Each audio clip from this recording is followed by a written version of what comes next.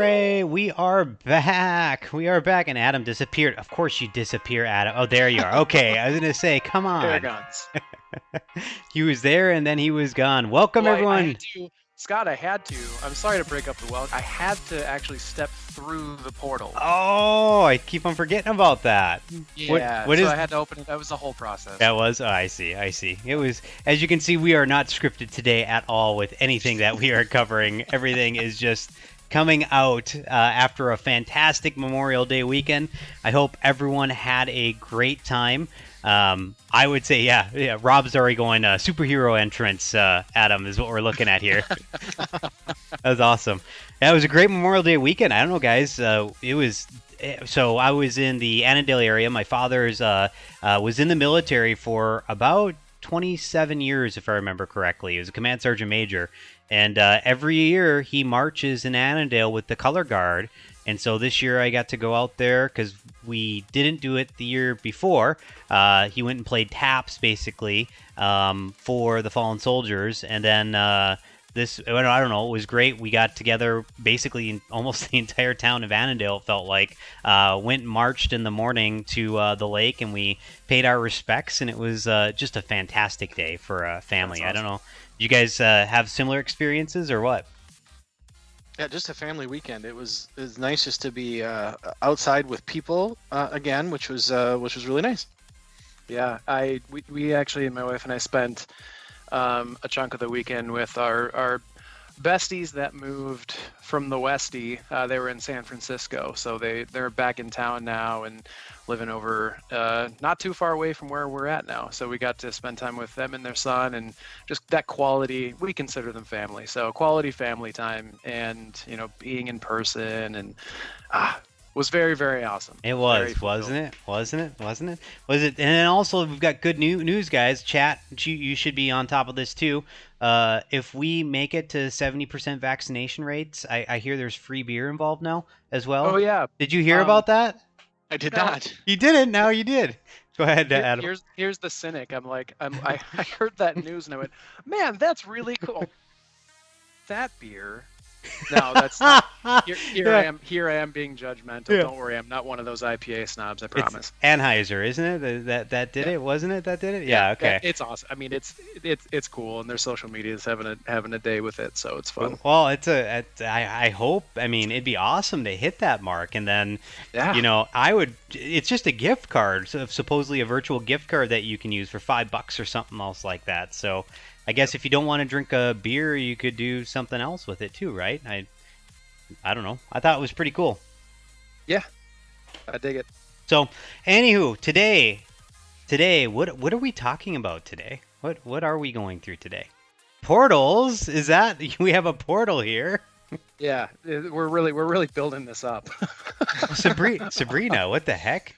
So Yeah. Sabrina just in chat, I got a $5 gift card from Anheuser-Busch when I got my vaccine. Heck yeah. Where the heck have I been? I mean, Yeah. they just gave me the shot, and then I was like, okay, that's it, right? Type of Yeah, do thing. we get something after the Yeah. fact, even though we did it proactively here? Yeah. Rob's like, put the vaccine in the beer. Yeah. Right. Yeah. I don't know if that Awesome. technically would work. I mean, maybe it would. I don't know. We'd have to do some I mean, some there are. experiments. I think you might still realize some side effects. Yeah, I mean, it's gotta. Unless the Yeah. stomach acid takes care of it, right? Who knows? So portals though, right? Today, so we've covered a lot of the areas on the Power Apps side, the model-driven, canvas-driven apps. I think last year we did some basic portal conversation that was there, but Yeah. this is We've like also one of covered the omni-channel, no, and we'll see some of these snippets and this content here and there as we step through some things today. But we've really never kind of popped the hood on, okay, if you're looking to add a chat widget to your portal. I mean, we kind of step through and talk to it, but where do you go? What do you do? If you want to really fine tune security and table controls and access, where do you go? What do you do? If you want to throw a Power BI report or a tile or a dashboard on your portal pages, where do you go? What do you do? So it's been more conceptual and demonstration, high level, and we really haven't jumped in full force. And just showed everybody on the chat. So I think, Sabrina and the team, we frame this up as advanced portals. Don't worry, we're not going to get into bore everybody with setting up liquid tags and retrieving data with some front-side script or front end script. Yeah, that's way too deep. but the message here is that we don't, for some of these things, we no longer have to jump into, code, or we no longer have to get lost in this maze of tables and data config, the config data that's in portal management. The team has been really accelerating their feature sets, and as a portal administrator, the tools that you have at your fingertips to make page updates, switch a template, change content, like we talked about, setting up security and maybe embedding reports and whatnot. So it's really exciting. You see this across the landscape. You see this across applications. Microsoft is investing really heavily in product development. The velocity is crazy, but for portals specifically, we're seeing a lot of these, man, I wish I had this, man, I wish I had that. It would be really great to have a better security experience. We're seeing that stuff now roll into things like the newer portal editor. Yeah, and they've always... Go ahead, Marcus. What I was surprised by was the idea of doing a Canvas app and a low code, no code. Really, that it still applies to portals, and you've got the templates, as you said, the core building blocks. I don't need to know how to build a website to use a portal, which I was amazed with. Yep. Yeah, and I mean, so it's interesting to hear that, because from a technical perspective, so I've actually dug a little bit deeper as well. Like you said, I'm like with liquid tags, and I know you have in the prior implementation that you went through with it. I mean, it's like, the beauty of it is that it can go deep. And I think that's a really big point with it, is that, this is where we get into the conversation with customers and basically with people in general regarding a portal experience and where is a portal in your strategy, right? Because there's a bit of confusion as well around what you use portals for. Like, I've heard people, they're like, oh, I want an e-commerce engine inside of my portal. It's like, well, that's not really the target of this application or this design. It doesn't mean that it maybe can't get there at some point, but I think what happens is people, they try to use the wrong tool for a business process that is better handled inside of a richer tool experience. And if you think about a portal concept behind it, like a portal it's almost like, I always look at it as a B2B experience, right? So a business to business, and even a business to consumer as well, you can do that. But the point of the portal really is to make it easier for you to share information that's inside of Dataverse. Like, if we really come down to it, like the sales order detail or net term details in terms of what that receivable amount is going to be. Service tickets, right? Or knowledge posted base invoices, or assets, in the field that you might have under your contract details. So any of that nitty gritty, operations information, or in aggregate, like reports, absolutely. Yeah, and I saw Sabrina. Yeah, so Sabrina even put it in chat. It's very difficult to work with a company that doesn't have a customer portal, right? Because even like information lookup, like for some of our consumers, like think about an electrical co-op, right? Like I couldn't imagine not going to my like Excel, for example, and then logging into a portal to be able to see some of the details about my electric bill, for example, or Comcast, right? Xfinity, to be able to log in and then see how much they're charging me for internet and all the data caps that they decide to do on me and all that fun to stuff. Submit another support ticket. Yeah, right. Yeah. Right. So it's nice from a digital perspective to have this, but I think one thing that people need to start thinking about is layers in terms of what you're doing to be able to tackle some of these requirements that are out there. And some tools are really strong in one area, but then weaker in another. If you want to make an e-commerce a customer portal experience, you theoretically could. There's always, that login, right, page that you have that you typically do for sign up with it. But when you look at like Magento or Asana or some of those more complex e-commerce systems, they're not very easily expandable. I mean, they just candidly are not. They're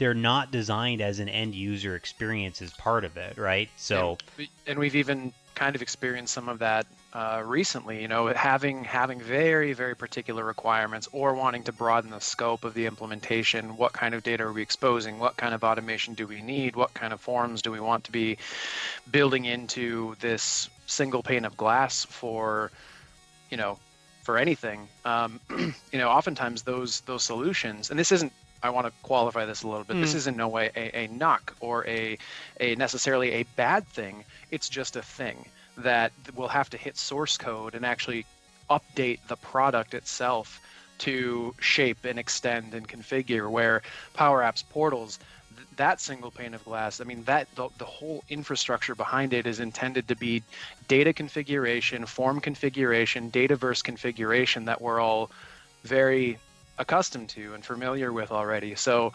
it's a fast on-ramp, but it's a configurable on-ramp as well, and we can shape and tailor and form, the data that we're exposing, the security architecture, external identities and external authentication providers. We've got a lot in that toolbox, to really make it your own, and it is important, to your point, Scott, to really understand what you're trying to do. If you're trying to do e-commerce, if you're trying to set up we use the customer self-service model a ton, to really understand what your goals are before. I mean, this is true for any project, but for portals in particular, that could have some pretty drastic impact on scope of project, integration means, or if there are integrations, extensions, etc. So, we've got a heck of a toolbox. We've got a heck of a product here to be able to very quickly stand up a collaboration space for you and your vendors, you and your customers, you and heck, your employees, if you don't want them or need them licensed in these bigger, badder business systems. So that's what we're going to take a look at a little bit today. And if you need licensing too from the licensed users, there's models that allow for it, because external users, for example, like we've talked to like companies that are doing bus routes, right? They want to have a calendar or schedule that they maintain externally. Or you've got, for example, a Power BI report that you're submitting then to your external partners. On a portal concept with it, you can just link Power BI into the workspace, authenticate them to log in, and then they've got access then to that data or that workspace that you can actually then interact with from a Power BI perspective, right? So there's just, I don't know, there's just a lot of native capabilities that portals exposes. I think that makes it easier for departments to kind of manage then that user experience, right, in a much more cohesive manner. And here's the way I would look at it too. Like there's no doubt that the customer experience from an order entry perspective is definitely a better experience typically through a cart, right? Through an e-commerce experience. Think about it like this though. Design your front end, your visualization, your experience, like your theming. Like if you go to Stone Ridge's website, Leah, Sabrina, and all of the team have done a phenomenal job of making that a certain style, right? And as you click on different pages, you can go into, deeper levels basically, but that same style carries through. Well, you can have it where you can have portals, for example, as the login experience to be able to manage then a lot of that interaction that a customer would want or need from a portal perspective. But then, you can have an order tab in there and you can click on it and it brings it to the e-commerce solution. And then that's more targeted then for expedited checkout, credit card integration, receivables integration, like all of those more complex scenarios that are actually typically more static on an e-commerce side in terms of the business process.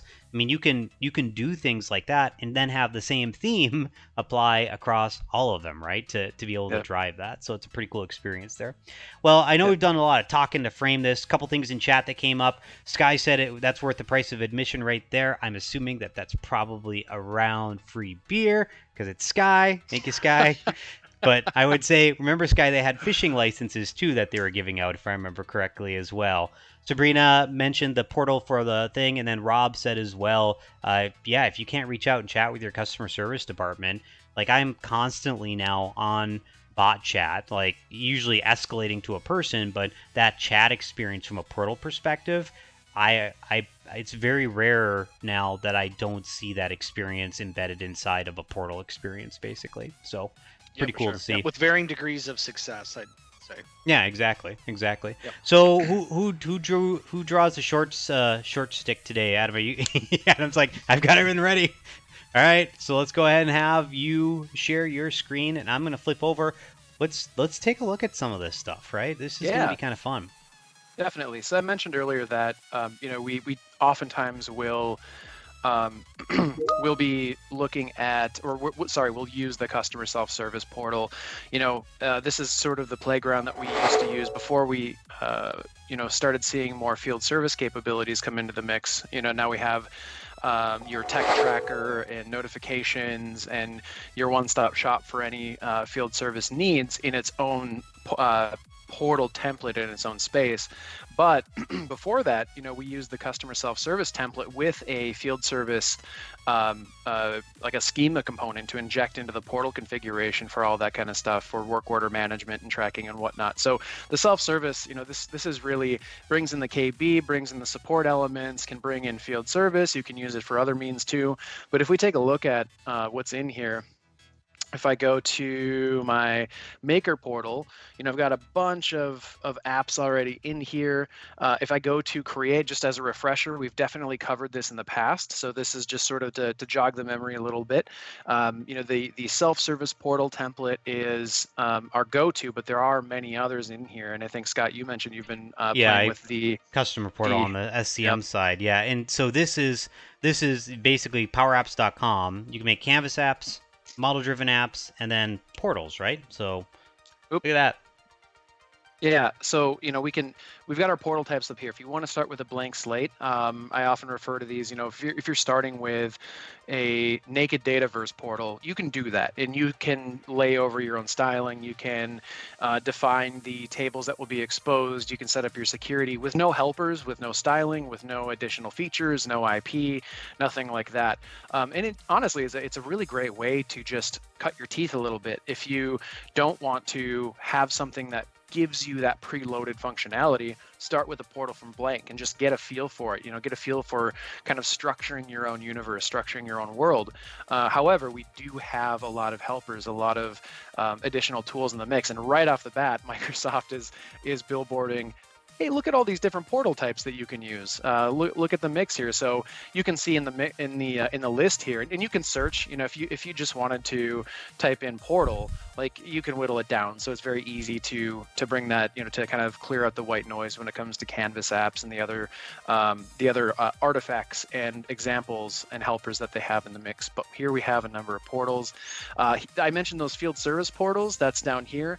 So this is they even kind of show the little mobile preview app, yeah. These are fully responsive, keep that in mind. So these can extend to mobility, can extend to mobile solutions if the requirements make sense to go down that path. But we do have now this field service portal that we can use for our tech tracking, for arrival time notifications, status updates, things of that nature.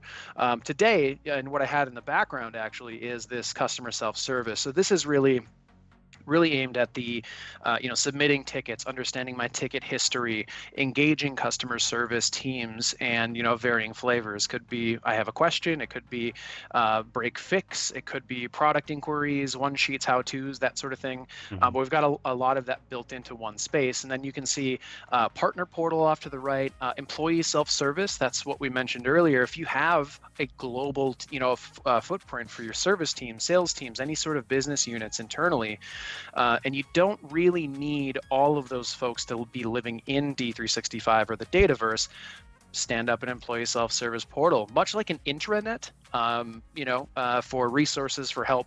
And then we also have what Scott had mentioned before, which is the supply chain management template that we have now. And Scott, you do have this. Yeah, we can, yeah, absolutely. Yep, we can take a look at it. The fun part about this confab is that I spun it up last night, so I don't even have the security set up for the login for it inside of there. So we can take a look at that and see some of the details with it. I guess, from my perspective here too, Adam, like when you create a Dataverse environment, you create the database for it, right? And then you can actually use Power Apps, and technically you can use Power Apps and model and Canvas driven apps without a database. Portals really are highly dependent on that Dataverse database, though, right? Because isn't there a, like, when you deploy a portal, like you would select, for example, one of these, in that environment, that database, it also deploys like a management area, right, for a more technical management perspective with it. Is that correct? Yeah, techno-functional, we'll say. So it gives you the guts. So if I go back to my list of all of my apps here, you can see that I can sort by type, and we have a couple, a Canvas app that's in the mix, and I have my portal app that's down below.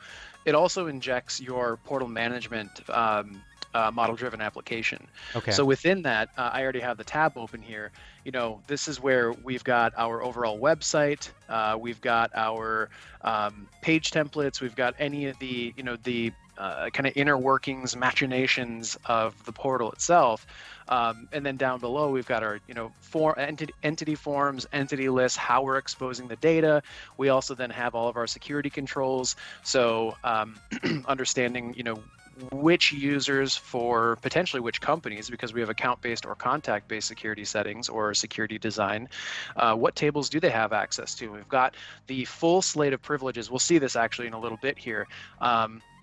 Full slate of privileges in terms of all of our CRUD operations, as well as append and append to privileges. So we can structure that on an individual basis or organization basis for all of those child contacts. And if we wanted to plunk in ads, if we wanted to inject polls, or if we wanted to use our existing KB or build out a new KB for our, for any portal users, for any customers or vendors or whatnot, we can structure polls. And then I don't know where it is in the sitemap here actually. Oh, community. There's a whole area of the forums.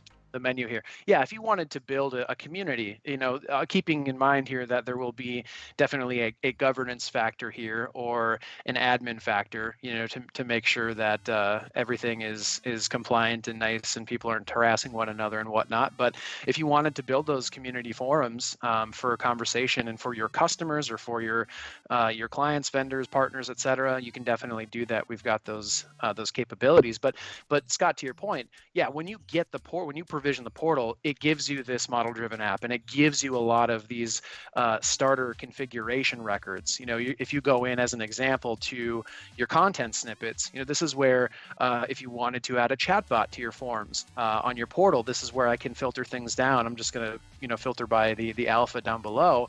Here I have my chat widget code. So this is where we have these landing spots to configure and extend that are kind of provided to us as soon as we turn the keys and as soon as we have this provisioned and ready to go. Yeah. Now, and that's, go ahead. I was going to say, that's pretty cool. So, the reason I want to highlight this or even just bring it to the front here is just, we talk about, so everyone looks at for Canvas apps, right? And they look at it and they're like, oh my gosh, this is so simplistic. It's too simplistic for me to build an application. It's like, well, actually, it's very simplistic to make it easier to take, the high-level design, like the layout of controls and values that need to be on a screen, for example. Like, there's some simple editors that make it very easy for you to make quick, impactful changes. But to the same point, if you need deeper abilities to be able to, for example, use Node.js with this, like to actually encapsulate then, for example, different libraries that you use then on the page, because you can basically imagine it as each page has code that's running, and you can inject code inside of that page too, then to use more advanced capabilities for your layout. So if you want drop downs that have a certain animation style to them, you can use that. You can add those classes and libraries then on the back end here, and then even theoretically use those on the front end from the designer, from the simplistic designer perspective as well. So it's just to know that there is a boundary here where you can then go really deep and advanced with it, or you can keep it very simplified and have a lot of templates that really just come off just basically come with the solution out of the box. Absolutely. So this is the peek inside, and actually this is the world that I'm most comfortable with. Exactly. This is how I cut my teeth on portal design, was with config data. Back in the ADX days, as Microsoft was acquiring ADX Studio and rolling that into Dynamics 365 portals. Do you know what ADX stands for? Totally. Not. It's been a while. I'll think about it. I'll find it. Go ahead. Sorry. So this is where I would really execute a lot of the internal automation design, page templates, entity forms. A lot of that configuration and architecture was actually done through this configuration data. However, slight drum roll, we now have a portal editor. So if I go, to my apps here, we have this, and if I go to the portal itself, you can see that because I'm an admin, I have the ability as I hover over each of these elements on the portal pages, I can go and edit text. I can go and edit my navigation, to group various entity lists or any of the pages that we have exposed to the person that's logged into the portal. So we've got this front end editor, and this is the classic front end editor. But what we now have, if I go back to my apps here, search for my portal. Yes, I know Microsoft. And I go to edit here. This shoots us to the newer portal designer, and the all of the features that we are accustomed to, all the features, in terms of configuration, how can I build this portal out?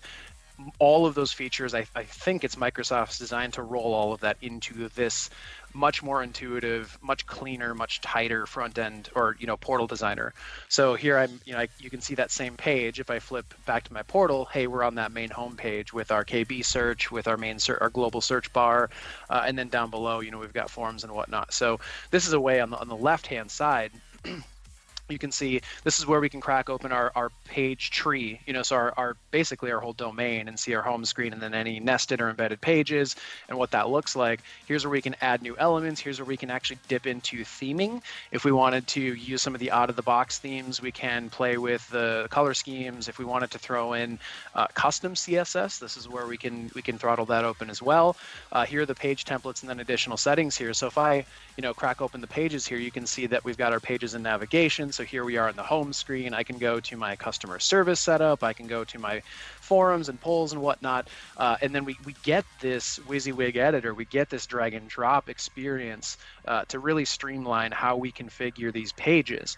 And it's not just the data. Down below, we're on now a support page, where we have a search. We have a list of historical cases, customer service tickets that we've entered over time. And you can see as I hover over these elements, much like the classic editor, we're going to get some options. And if I click into any of these elements, we're going to see we have our canvas in the middle, and then we have our configuration pane in the middle, front and center, and our components and options on the right hand side. If I wanted to start playing with this page, this is where I can go and add new. So we can add new sections, layouts, and then you'll see under portal components, this is where we can add data, we can add media, we can add frames, we can add, look at that, Power BI. It used to be a dance to be able to get, BI artifacts, reports, tiles, dashboards exposed on these pages. Now it's super seamless. So this editor is just awesome. It's just awesome. And those, correct me if I'm wrong, but the forms and the lists, those are really using the entity definitions that you already have set up, right? So when I click on a form, I don't have to do anything, right? Once I've selected my entity to leverage all the other configuration that's sitting in the Dataverse. You got it. And this is, this is I was amazed at how easy this is.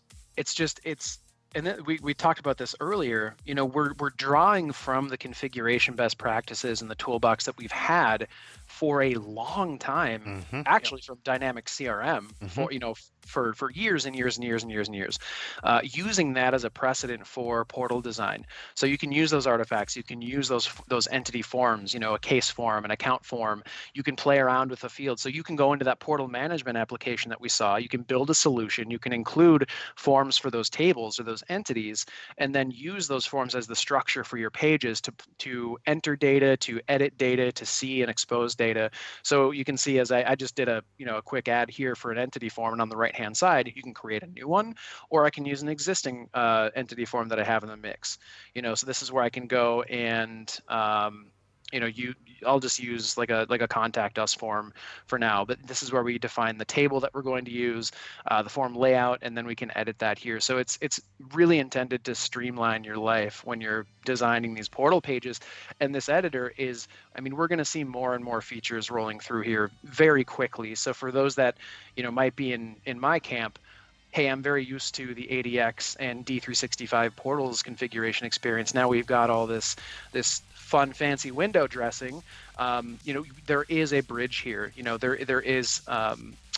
There are some helpers here, and it's fun to jump in and start playing around with, in my experience. Yeah, let's put you kind of on the spot. So create new you can do up here, right? Of course I have to do that, right? So if you go to the create new on the far right over there, right, on the display, when you're doing that control that you're adding for the form, you can basically select any table that you want, right? So like when you have that table list there, when you added that, for example, for the form submission portion of it, like if we did like account, right? So you could actually do all accounts, right? And then you could do the account table. Is that correct? Because it's looking at Dataverse then for it, right? And then you can select a view of the account too then. Is that correct? So if you specify that account. So this is where you can see Look we've at got that. all of these. So these are because this page, you can see I have cases down below. Mm-hmm. It's actually dynamically pulling in case relationships. So if I wanted to maybe plunk in a parent account, you can see right at the top, Yeah. a parent account form for any of the cases down below. This is where I can draw from those forms that we've already configured within Dataverse, like within our solution. Within the system in that configuration app that we saw.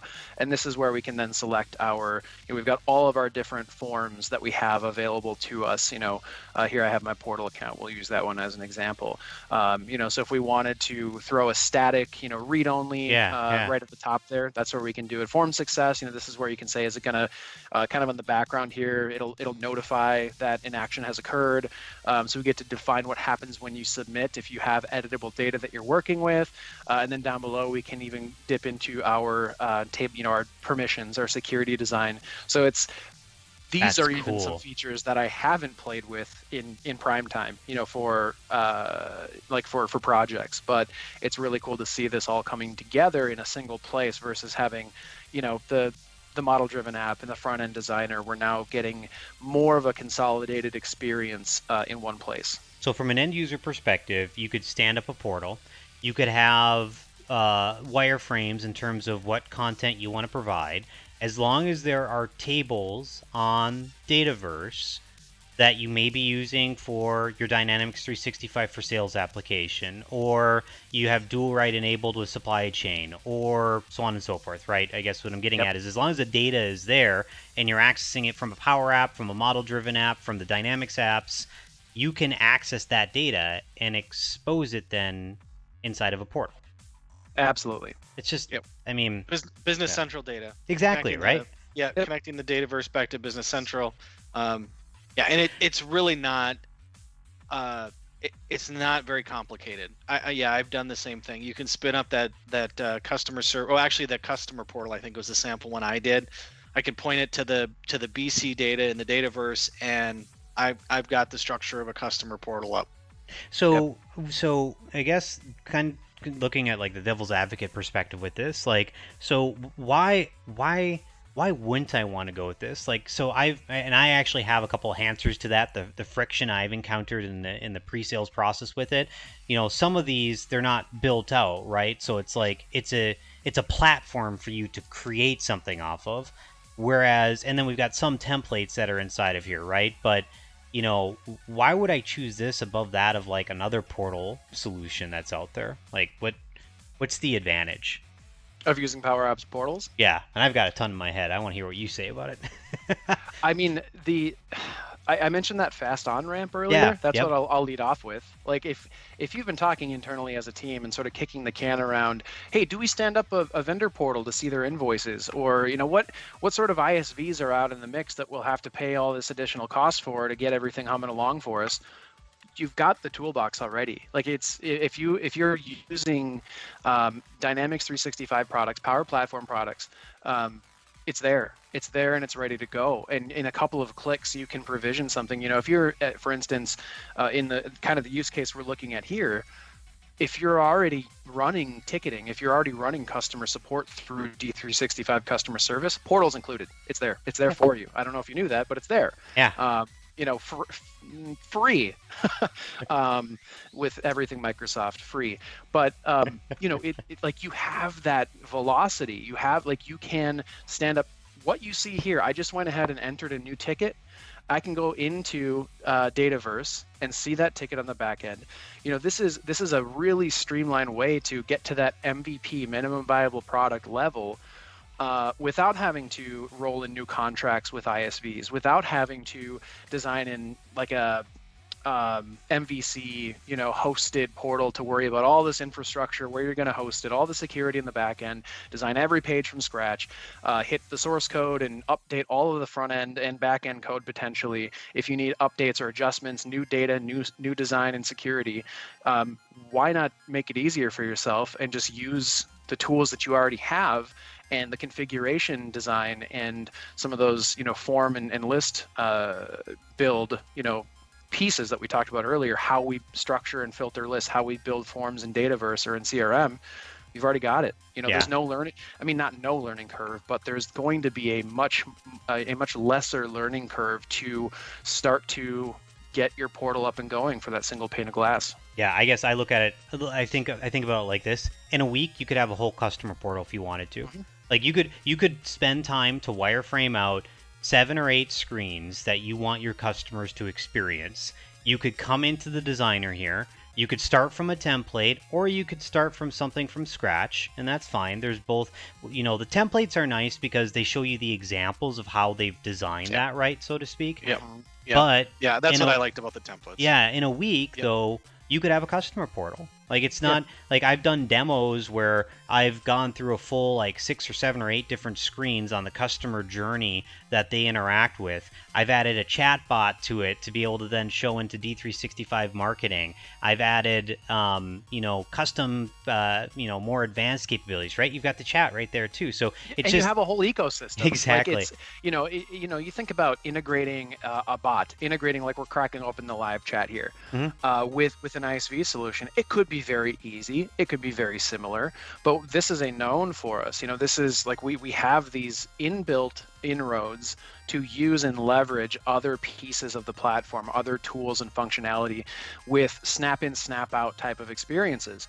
So this was very easy to stand up, this live chat. That does include a live agent handoff to omnichannel on the back end. Mm-hmm. Scott and I were talking earlier about the Power BI stuff, right? Power BI, so now I'm in the Portal Admin Center. I can go and set up my Power BI integration and enable that, kick on the, a few settings. And within our designer, if I come back to my designer, hey, I can go and add a new Power BI report. I can add a new Power BI tile. I can add a new Power BI dashboard.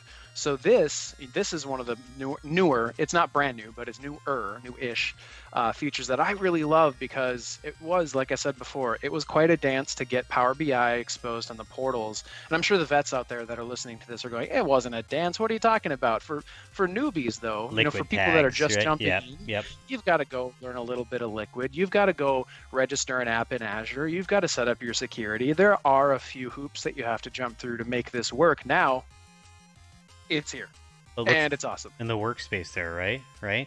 Yeah. Rob, it seems like it might be expensive. You know what? That Rob put a really good statement out there. It used to be. So the licensing model, like for Power BI, like Power BI embedded, it was not cheap. Like, you got a workspace and you got the workspace tiers, and I think it was like, if I remember correctly, it was like $5,000 or something like that. It was some astronomical price in my mind. It depends on the company, obviously, and the access with it, but they've changed some of that licensing now, to be quite honest, because they were getting such little adoption around, for example, buying a Power BI embedded workspace, because it did cost so much to do it, to your point, Rob.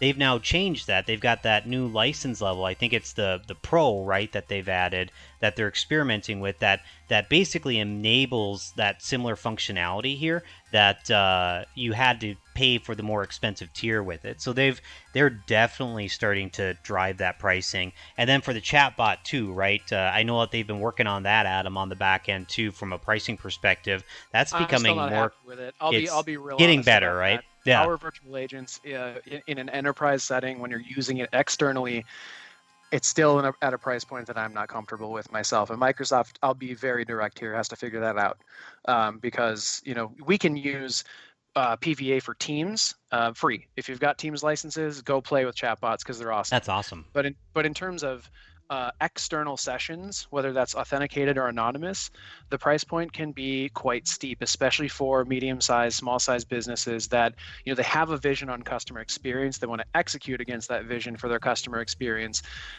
Cost prohibitive. It can be pretty cost prohibitive. I've seen models that are, I think it's like $1,000 a month, which that's 12 grand a year might not sound like a ton for a lot of folks, but in terms of recurring costs and the tools that you have to put into the mix, you know, that can be a steep climb. So I'm really hoping that there are, Scott, to your point, you know, some options where, I'm just going to refresh this, some options for, you know, maybe like lower thresholds, or maybe consumption modeling. Maybe it's just consumption modeling, and, you know, and then it's fair and square across the board. Making it better. Yep. I haven't seen, maybe there are some updates, but I haven't seen them in the recent past here for like PVA specific.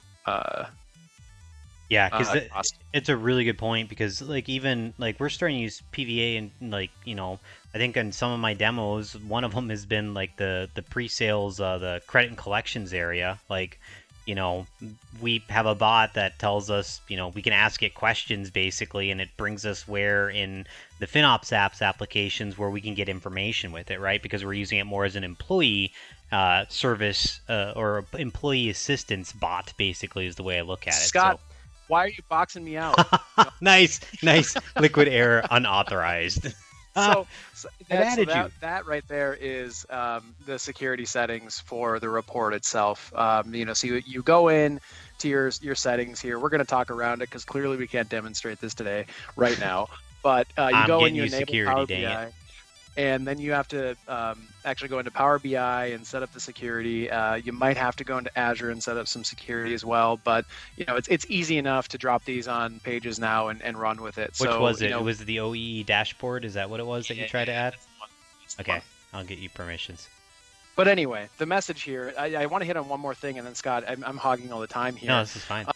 One thing that I really love that we now have in this newer WYSIWYG editor is table permissions. So we now have a very sleek, a very intuitive way to structure all of those privileges within, you know, the how I learned how to structure security for Power Apps portals, for D365 portals, was actually in the portal management model-driven app. So you'd go to your security over on the left-hand side here, and then you've got these web roles. Think of these as security roles, just like you would in Dataverse. You know, you'd have your security roles that have your CRUD operations as well as append and append to, and I think share in the mix. So these are essentially those portal security roles. And then you've got underneath those roles, you've got your entity permissions, your table permissions. And so, you know, way back when I was going into the app here, going to my web roles, if I wanted to adjust or tweak any of our authenticated users, you know, access to data, I was going into the web role itself. I was going in to see all of those table permissions underneath that parent. And you can see here, yeah, you have your CRUD operations front and center, and then you've got your append and append to here. You can restrict and extend based on entity relationships, and that kind of goes off the page here a little bit. But, you know, you've got your table schema name here. So this is where I was actually going in, drilling in multiple levels, making adjustments, publishing, clearing cache. I think I've been using the phrase today, a dance. It was a dance. Mm-hmm. And now we have right in our designer the table permissions. Like, how this is so much cleaner. Nice. Yep. It's so much better to, you know, to go in if I wanted to say adjust my, you know, we were looking at cases, so like customer service here. So you can see table names. It's friendlier. It's cleaner. You know, I can go into my case record here, and I even have my web roles over on the right hand side. I can see, hey, who's got this nested underneath their security role, their web role for portal use.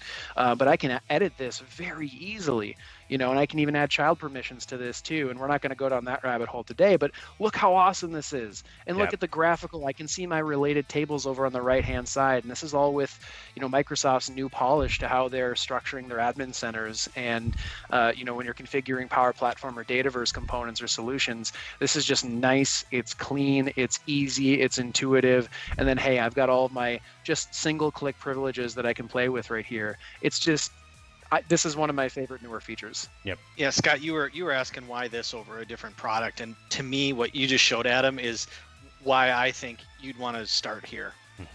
Because you don't have to set up the security. I think the roles and the entity relationships is amazing.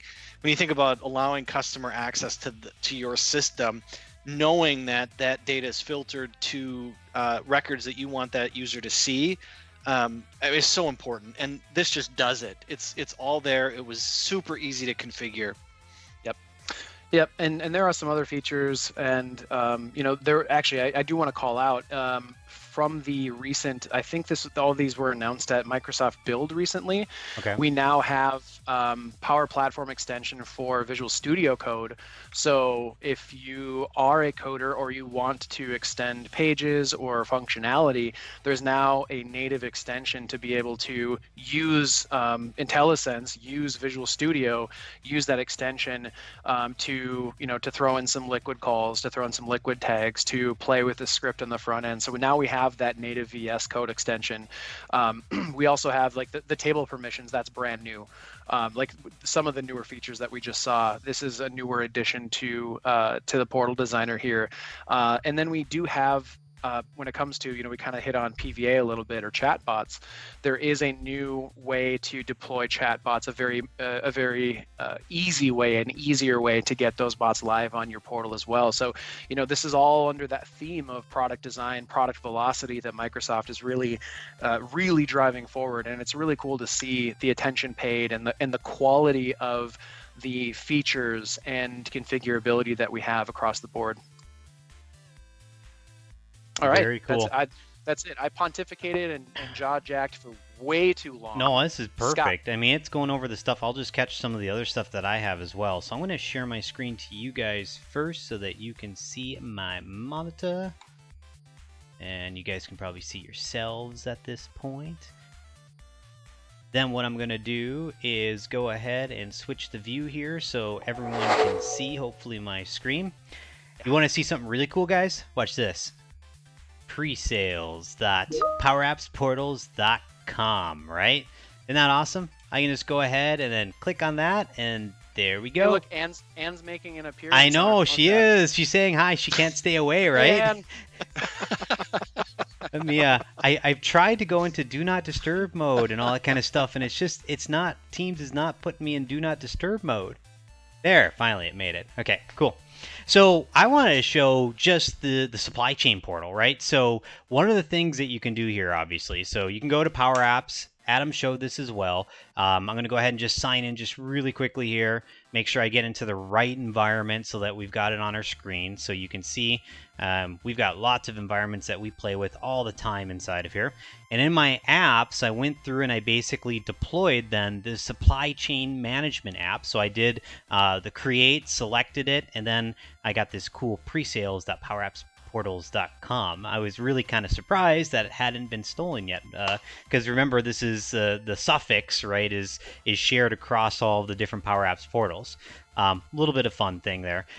Point here, though, is that with the supply chain perspective with this, like if I go back over into supply chain management, so this is looking at the FinOp apps that's related to it.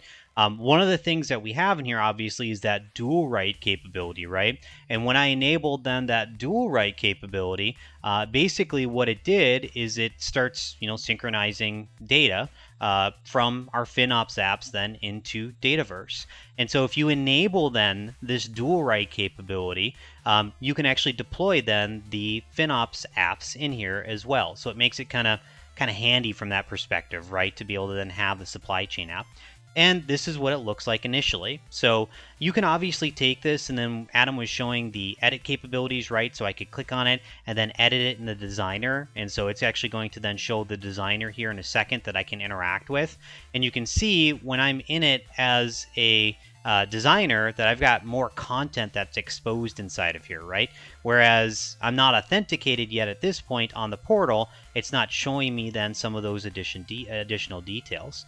Now, cool thing about this, sign-in experience, right? So top right corner here, go ahead and click on the sign-in experience with it. So For the sign in, one of the settings that we have is that when you go into the design of it, so if we go into the design, you can actually specify different engines that can actually do the authentication. And what I mean by that, maybe you want to have them have a Google ID, right? I mean, I use Google ID for a lot of sign in stuff. You can set that up as an authentication broker basically inside of here then to allow Google or Microsoft to be able to do that. So you can actually go through that. Facebook too. Yeah. Like there are a lot of I was actually impressed by the number of APIs that they've included for that authentication call. Yeah, the identity providers, right? I mean, so yeah, here they are: Facebook, LinkedIn, Google, Twitter, Microsoft. Like, I think I love that. Like, I know I use the Microsoft account for a lot of the things that come from a business perspective, but from a personal perspective, I use Google. And there are some people, like my wife, she doesn't have a Microsoft account. She does everything through Google. So if you want a portal from a customer experience with it, you want to have all these different identity providers that most people use then to make it easier, right? You can always do the local sign-in, but candidly, like, I absolutely love the ability to add a page and then, have the Google sign in, and I can just use that to manage all my login. Such a win for companies that don't want to manage, deal with, stand up Azure B2C. If you don't want to deal with authentication and security when it comes to, identified users, authenticated users, you don't have to. Exactly. So other things then. So let's go ahead and sign in. I think that I did something like this. We'll see really quickly here. Maybe a password that I've chosen. We'll see. Maybe I'll get an error message. Maybe I won't. So I did a local login. So here, look at that. We logged in. You can see I've got my login now that's here, and I click on my home area. Look at that. I've got my orders here. I've got my confirmed orders, canceled orders, anything that's invoiced. I can create an order. Right? This has that it's cool that it has I literally have never been in this portal before, so you're teaching me. Yeah. Isn't it cool? It's cool. It's cool that it has the kind of the FinOps like tile-based navigation that's built right there. That's really neat. Yep. And Paul Connolly, thanks for joining. Can you expose multiple options on your portal for the authentication? You can.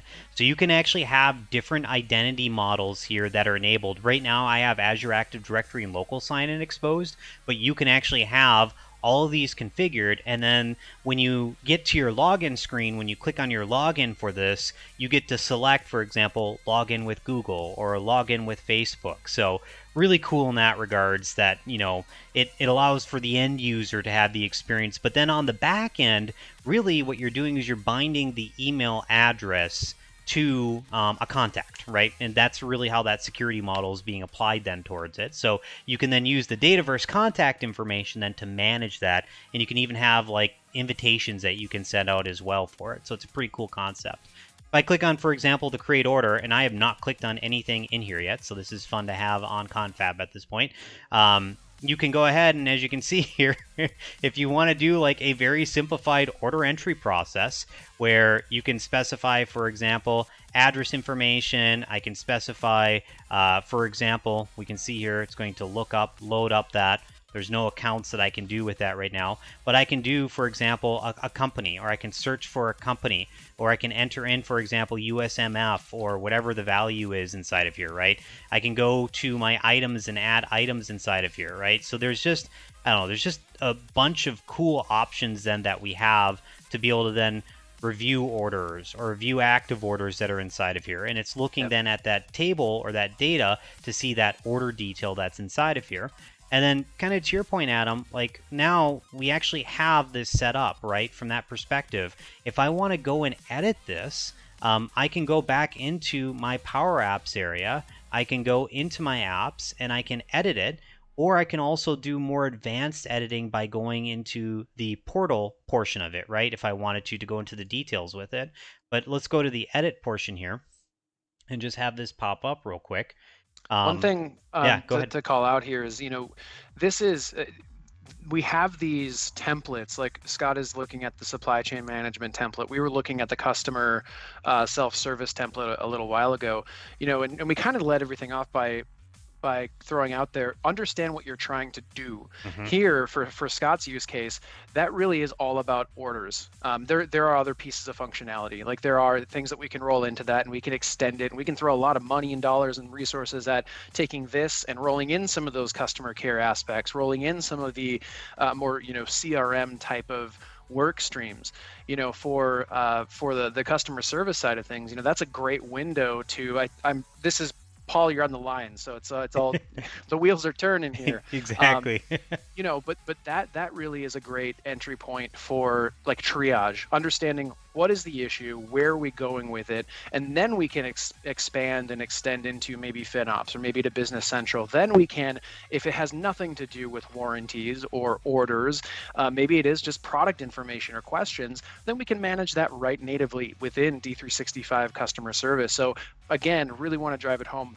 Understand what you're really like, what those success criteria are, what you're trying to do, fence that in a little bit, because that will then sort of dictate, okay, we're going to start with the supply chain portal and then extend that, or hey, we're going to start with the customer service, like the knowledge base, cases, that sort of thing. We're going to start there and expand out from there, maybe on the back end. So important to know that as you're jumping into this work. Yeah, and you can do things. So we've got the portal information here. This is actually looking at a view that's at the sales order table, right? That's in the Dataverse for it.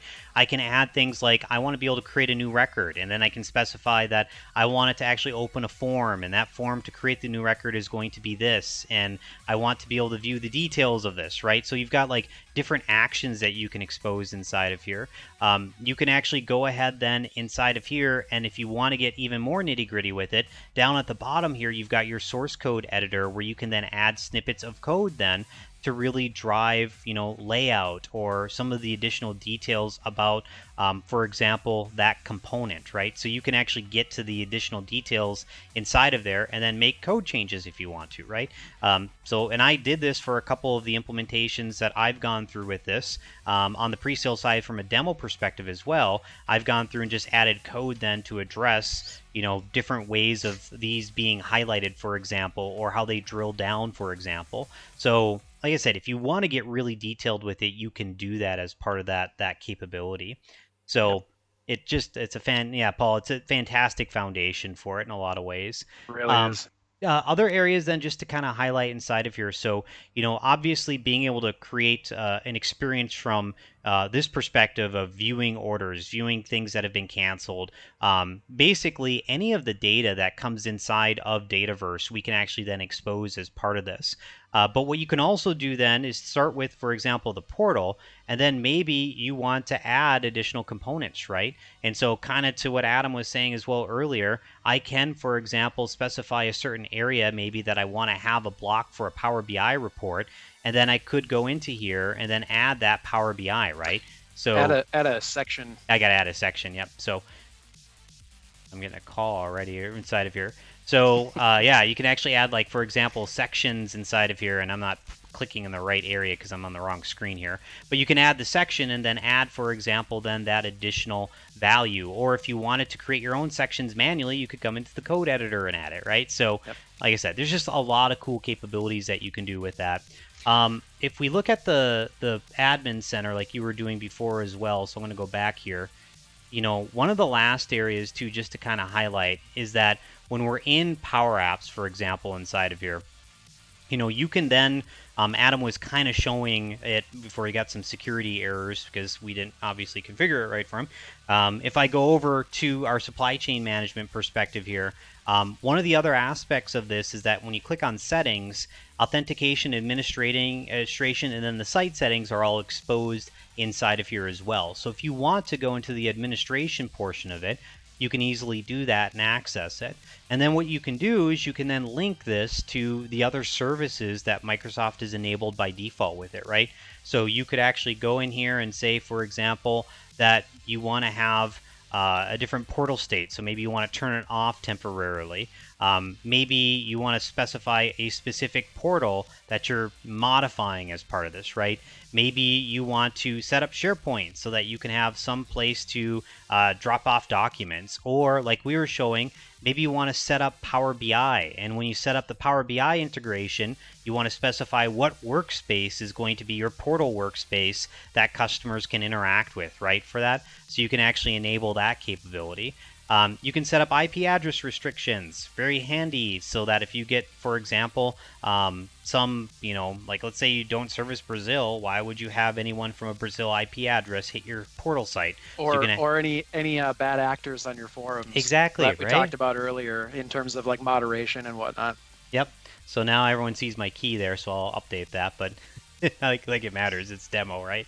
So, Yeah. but I mean, just tons of different settings that you can then use. Like if you want to have the link on top of here, you can actually change the link from the front end perspective, so it actually uses your DNS or your domain name service to be able to drive that. So just, I don't know, I just want to highlight that just because it makes it so much easier then to interact then from that perspective. Yeah, and Rob, to your point, denial of service, right? Even though it's hosted, you may want to ensure that that experience doesn't get jeopardized at all from a bad actor externally. So Yep.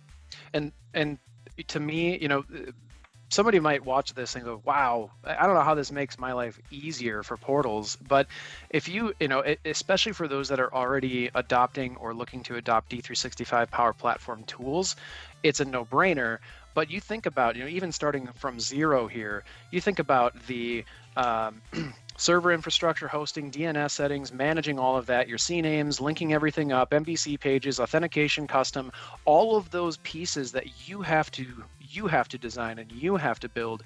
Microsoft is giving it to us. So are there some corners that aren't perfect? Yes, there are some corners that aren't perfect. We want to be very honest about that. But in terms of that fast on-ramp, let's get to something that our partners will really enjoy, that our customers will really enjoy, and will make our lives a heck of a lot easier when it comes to collaborating on customer service, sales, order, logistics, supply chain, work streams, data, information. Come on, slam dunk. This is it. Yep, exactly. Yep. And you guys saw just in the background there, creating a portal really is that easy. It'll actually email me after it's gone through its provisioning process, and we'll have a Confab community portal that maybe on our next Confab we'll maybe get into production and have people go ahead and post stuff on it and just see what happens with it, right? That could be kind of fun. It could be. It could be. Suggestion box, right? Well, I think that's a good maybe a segue to kind of wrap up, because I guess if you haven't looked at portals, I know we're not getting into the nitty-gritty on how you actually add a liquid tag and how you put, for example, an actual class or anything in there, for example, add a page, but right, I mean, at least it gets you the idea to kind of start here with this. And in the future, my expectation is that we're going to have almost every install that we go into nowadays, they're looking for that presence, that web experience, right? So this is definitely something that's going to have that. Yeah, Rob's like, do it.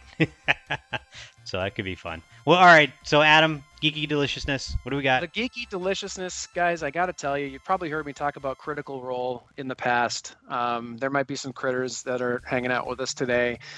Tabletop, live stream, D&D. It's a whole fandom, a whole universe. The cast is great.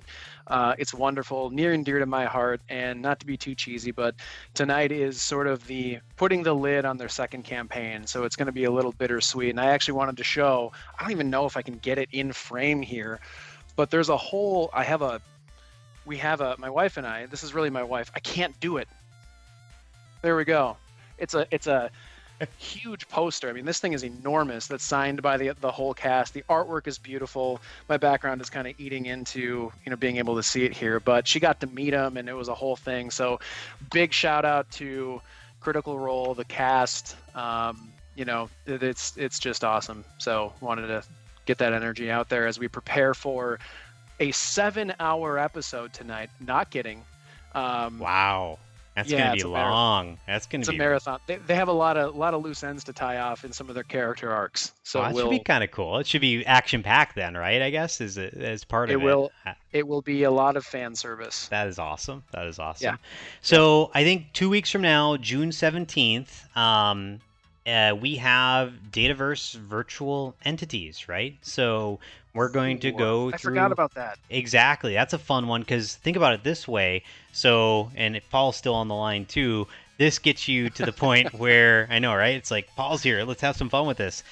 We get to, BC, for example, has virtual entities that we can use then inside of Dataverse as well, right? So, Marcus, I know that was a feature that they announced. We have that on the FinOps side as well. And then Adam, I know on the CE side, you guys have had that for quite some time. Usually towards SQL Server, right, is what you would usually do to tackle that. But that seems like a fun feature for customers that don't want to do the integration strategy, but maybe do want data exposed in a Power App, but don't want to connect. Full Yeah, crud. yeah, exactly, You got right. it now. Yep. That's amazing. So doors have been kicked wide open when it comes to, essentially it's an integration technique. It's not really a middleware. But we have a lot of options now with that really kind of giving us a whole new pasture. Yeah, so the plan will be to show that. We'll incorporate that obviously then into a model-driven app, probably a Power App, a Canvas-driven app. Maybe we'll get it on the portal too, just to show an example with it. But really just to kind of go through that capability. And then I know we're meeting after this to talk a little bit more on what's after that. So we'll let you guys know what we're looking at then towards the end of June for topics. As usual, if you guys have any recommendations on topics that you want to hear on Confab and you want us to candidly peel back and take a look at, reach out to us, send us an email, send Sabrina, Leah, anyone at Stone Ridge and say, here's my suggestion for Confab.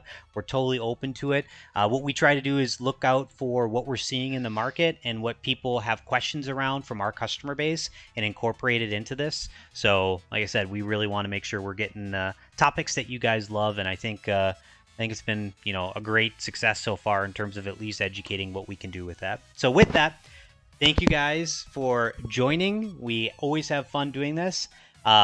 Sabrina put it in the chat too. If you have questions or feedback as Adam goes out of his portal, we can go to solutions@stoneridgesoftware.com to reach out to us, and we'd be more than happy to tackle that. So with that, you came back too soon, Adam. Bye. Bye. See you guys.